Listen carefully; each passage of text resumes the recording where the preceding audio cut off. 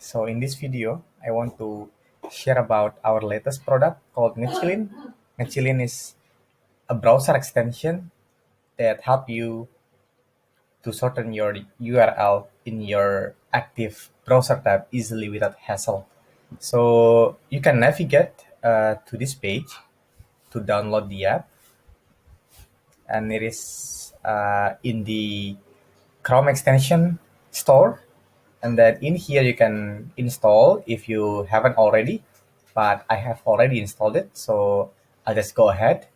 And then in here what I want to show you is how easy it is to shorten your URL by clicking the icon, and then in here it will directly like detect your current URL, and then you can shorten URL easily, and you get the URL with the configuration that you want.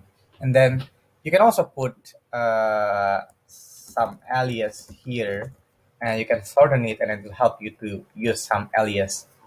Okay, really cool, right? So now I want to explain you how to set it up.